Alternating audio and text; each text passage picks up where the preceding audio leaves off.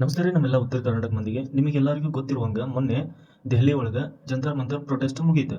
ಧರ್ಮೇಂದ್ರ ಪ್ರಧಾನ್ ಅವರ education ಮಿನಿಸ್ಟರ್ಲಿಂದ resign ಮಾಡಿದ್ರು.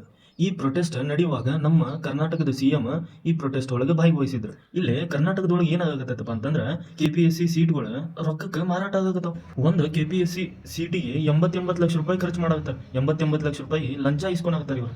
ನಮ್ಮ ಇಂಡಿಯಾದಾಗ ಗೌರ್ಮೆಂಟ್ ನೌಕರಿ ಅನ್ನೋದು ಎಷ್ಟು ಮಹತ್ವ ಅಂತ ನಿಮ್ಗೆಲ್ಲರಿಗೂ ಗೊತ್ತೈತಿ. ನೀವು ಜೀವನದಾಗ ಒಂದ್ಸಾರಿ ಆದ್ರೂ ಗೌರ್ಮೆಂಟ್ ನೌಕರಿಗೆ ಟ್ರೈ ಅಂದ್ರೂ ಮಾಡಿರ್ತೀರಿ. ಇಲ್ಲಿ ಒಬ್ರು ಈ ಸ್ಕ್ಯಾಮ್ ಹೆಂಗ್ ಆಕತ್ ಅಂತೇಳಿ ತಾವೇ ಖುದ್ದು ತನ್ನ ಮಗಗೆ KPSC ಸೀಟ್ ತಗೊಂಡ್ ಕೊಡ್ಬೇಕಂತೇಳಿ ಕಾಲ್ ಮಾಡಿ ಮಾತಾಡ್ಯಾರ. ಅದ್ರೊಳಗೆ 80 ಲಕ್ಷ ರೂಪಾಯಿ ಲಂಚ ಕೇಳ್ಯಾರ ಅವ್ರು. 80 ಲಕ್ಷ ರೂಪಾಯಿ ಕೊಟ್ರೆ ಇವ್ರದ್ದು KPSC ಎಕ್ಸಾಮ್ ಅವ್ರು ಬರೆದು ಅವ್ರಿಗೆ ಪಾಸ್ ಮಾಡಿ ಅವ್ರಿಗೆ ಸೀಟ್ ಕೊಡಿಸ್ತಾರಂತ. ಮತ್ತೊಂದು ಏನಾಗೈತಪ್ಪ ಅಂತಂದ್ರೆ KPSC ಚೇರ್ಮನ್ ಅವ್ರ ಮಗಳ ಇನ್ಕಮ್ ಕಾಸ್ಟ್ನ ಚೇಂಜ್ ಮಾಡಿಸ್ಬಿಟ್ಟಾರ. ಹೆಂಗಪ್ಪ ಅಂತಂದ್ರೆ ಅವ್ರ ಪೂರ್ತಿ ವರ್ಷದ ಆದಾಯ ಬರೀ 30,000 ರೂಪಾಯಿ ಅಂತ. ಒಬ್ಬ KPSC ಚೇರ್ಮನ್ ಸ್ಯಾಲ್ರಿ ತಿಂಗಳ 2,80,000 ರೂಪಾಯಿ ಇರುತ್ತೆ. ಕಡಿಮೆ ಅಂದ್ರೂ ವರ್ಷಕ್ಕೆ 30 ಲಕ್ಷ ರೂಪಾಯಿ ಅವ್ರದ್ದು ಆದಾಯ ಇರುತ್ತೆ. ಇವ್ರ ತನ್ನ ಸ್ವಂತ ಮಗಳ ಸರ್ಟಿಫಿಕೇಟ್ ಒಳಗೆ ಬರೀ 30,000 ರೂಪಾಯಿ ಅಂತೇಳಿ ಎಂಟ್ರಿ ಮಾಡಿಸಿ ಅವರಿಗೆ KPSC ಒಳಗೆ ಸೀಟ್ ಕೊಡ್ಸಾರ.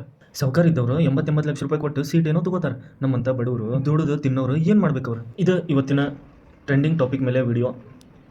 ಇನ್ನು ಸರ್ಕಾರ ಇವರಿಗೆ ಯಾವ ತರಹ ಶಿಕ್ಷೆ ಕೊಡ್ತೈತೆ ಅಂತೇಳಿ ನೋಡೋಣ. ಅದ್ರ ಮೇಲೆ ಸೆಕೆಂಡ್ ಪಾರ್ಟನ್ನು ಮಾಡ್ತೀನಿ. ಇನ್ನೂಕಾದರೂ ನನ್ನ ಚಾನಲ್ನ ಸಬ್ಸ್ಕ್ರೈಬ್ ಮಾಡ್ಕೊಂಡಿಲ್ಲ ಅಂದರೆ ಸಬ್ಸ್ಕ್ರೈಬ್ ಮಾಡ್ಕೊಳ್ರಿ. ಇದೇ ತರಹ ಟ್ರೆಂಡಿಂಗ್ ಟಾಪಿಕ್ಸ್ ಮೇಲೆ ವಿಡಿಯೋ ಮಾಡ್ತೀನಿ. ಲೈಕ್, ಶೇರ್, ಸಬ್ಸ್ಕ್ರೈಬ್ ಮಾಡಿ.